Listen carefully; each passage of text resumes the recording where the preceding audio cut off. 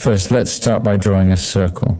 After completing the circle, we can locate the basic bone structure. The girl's face shape is a bit elongated, right? We can define these facial characteristics. Then look at the position of the jawline. Because her overall shape is rather flat, find the position for the glasses. 1, 2, this is the one. 2 position. After finding the 1, 2 position, we can locate the ears on both sides. The ear on this side is slightly larger. Let's check the eyes and their angle.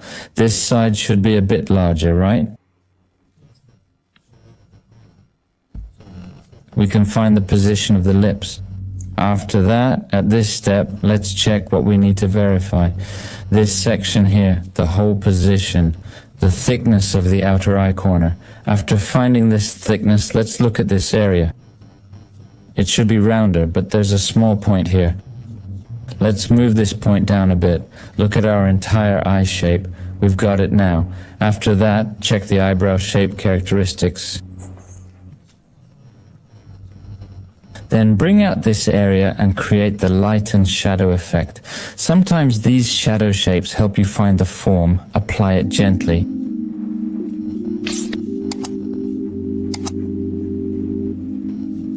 After that, everyone can see this section is the nose bridge. This section is the nasal bridge to this position. This part is the nose tip wrapping around the nasal bridge. Done.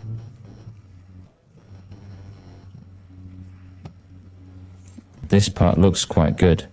Bring the nose slightly to this side.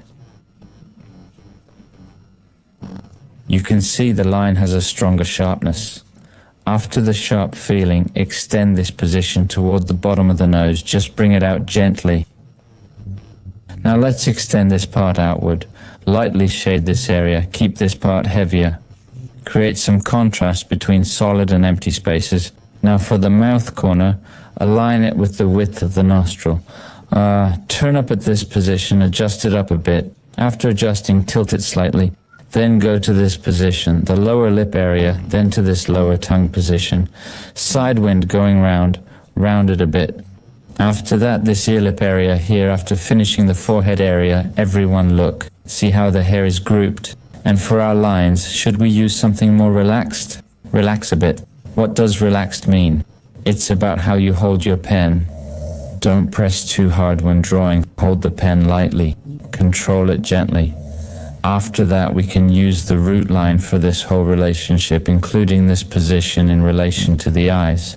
Look at the shape above, this position where the ear tucks in. Let's outline the pupil, hook it out. This is the shape of this area. We're drawing it relatively skillfully. After that, the eyebrow on this side, the overall clear angle. Now it feels a bit too large. The whole ear has some scattered hair strands. Note the distance and width from the face.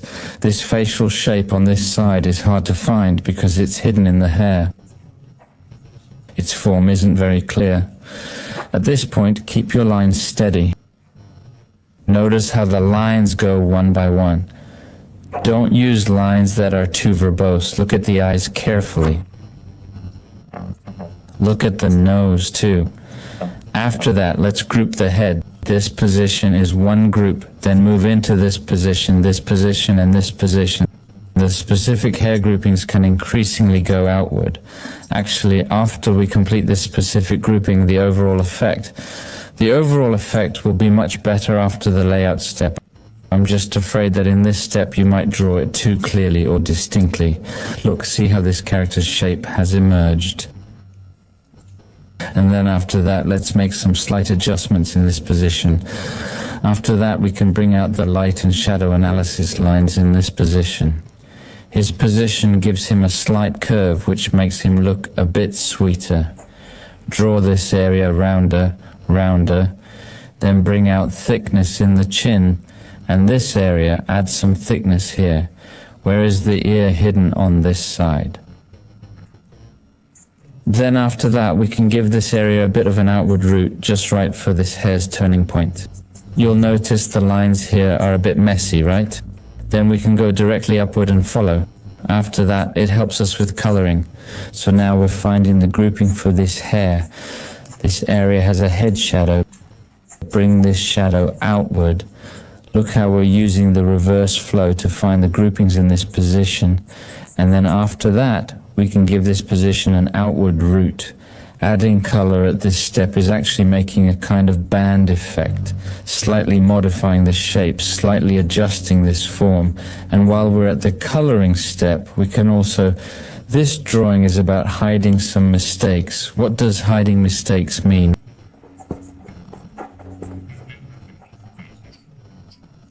Without color, just line work, problems are easily exposed, very directly, very obvious.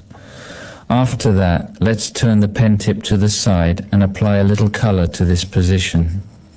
Training everyone to do what? To find the basic light and shadow. After that, since it's a spherical iron relationship, we can use substitute colors for this spherical relationship, then paint the entire lip slightly inward with some color. This side lighter because light comes from the left. This side lighter, the cheek line here will be more, no need to erase, not recommended to erase, because that position is telling everyone those are guidelines. After that, the difference between right and left sides.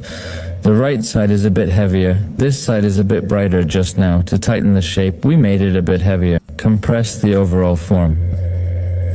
This step can serve as light and shadow training, as shape building training.